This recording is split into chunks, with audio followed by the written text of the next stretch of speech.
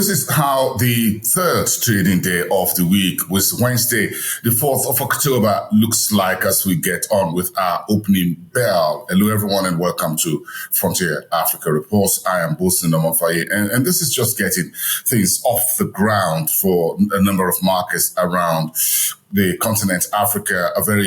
A bit of a naughty downside Wednesday for Tuesday for a number of the markets, from the BRVM to the Egyptian market, the South African market, as well as the Nairobi Stock Exchange. Even the Zimbabwe stock market shared a few basis points on Tuesday as we saw the global negative sentiments, risk-off sentiments, as it were, because U.S.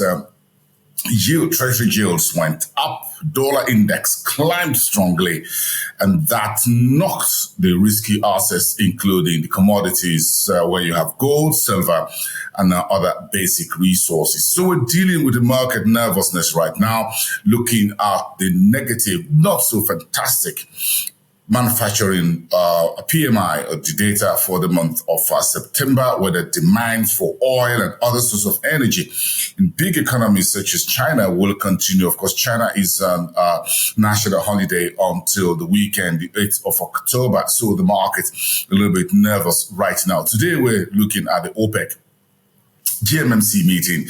News this morning was that OPEC Plus will leave all parameters unchanged, while there could be a few tinkering by Saudi Arabia of its oil exports delivery for futures contracts for November that will be delivered into Asia. But all of that in the mix. Nigeria stock market came to start the week after the Monday Independence holiday, starting Monday with a positive 0.59%. Boston led the trading day by 9.94% in the green. Let's take that down and look at the East Africa. Got a whole lot to talk about with the countries within that particular region. The cabinet in Kenya has reversed the plan, which was approved under President Uhuru Kenyatta, the immediate past president, to buy 60% stake for the government in Telecom of Kenya.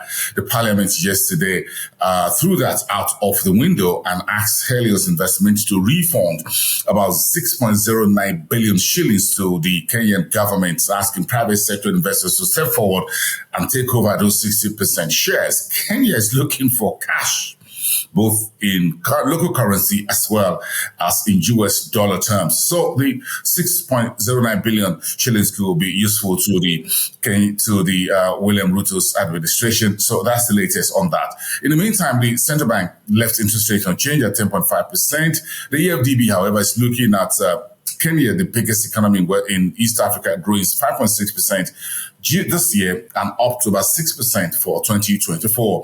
And foreign investors are still not yet back in the Nairobi stock market, dumped $7.4 million worth of shares in the month of September, just behind us, while the European Union executive has okayed a deal for Kenya's duty-free access. That is some good news for the administration in Nairobi. And Moody's affirms East Africa's development bank's credit score at Baa3 and the outlook stable. Move on to West Africa very quickly, checking with Nigeria, leading the pie, as it were, with the factory activities for the country for the month of September, slightly better at 51.1, reading down 50.2 in the month of August. Anything below 50 is a contraction. There's a gentle upside that we saw despite the very tight operating environment in which the prices of diesel and petrol have gone up, electricity, energy prices climbing, as well as volatile exchange rate to the downside for the Naira. The NGX this week will list this first ever Nigeria Infrastructure Development Fund on the Nigerian exchange that has been promoted by Chapel Hill Denham, one of the largest investment banking group in Nigeria. And in Gambia, the EFDB is helping to boost rice output and will help the country to cut its rice imports to zero. Of course, earlier this week, the president of the EFDB, Dr. Akumi Adesina, was honored with the most highest honor, national honors in the Gambia by the president of that country. Also, Afrexim Bank Chief Benedict Orama was awarded the highest national honors also on Monday by the president of the DRC, Both additional and Orama are Nigerian-born officials at the AFDB and Afrexim Bank.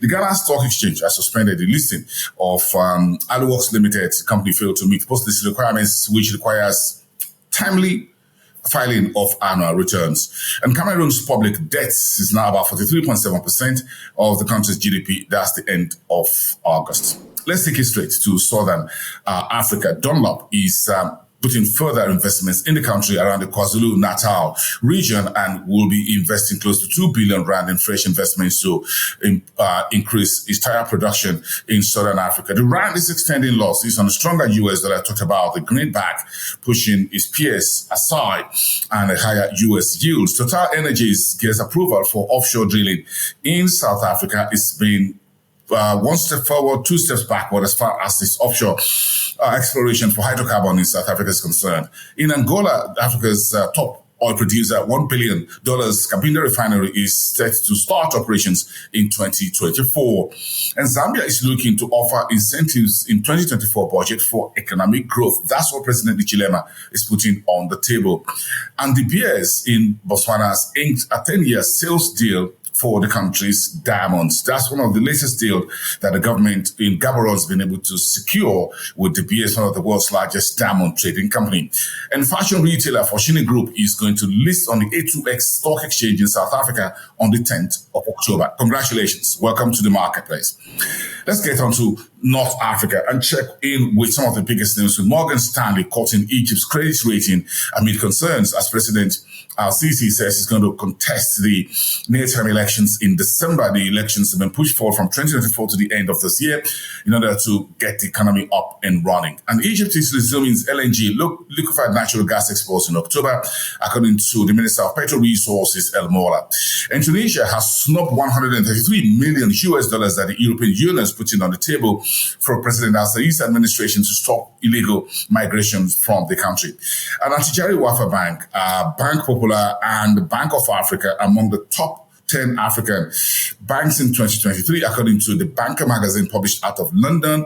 Not only those three banks, there are about 3 or 4 other banks out of Morocco that were among the top banks in Africa and around the world. Congratulations to the top 3 banks, Atijari Wafa, Bank Popular, and the Bank of Africa. This is your Frontier Opening Bell. I am Busi Namofa. Have a great day, everyone, and see you soon.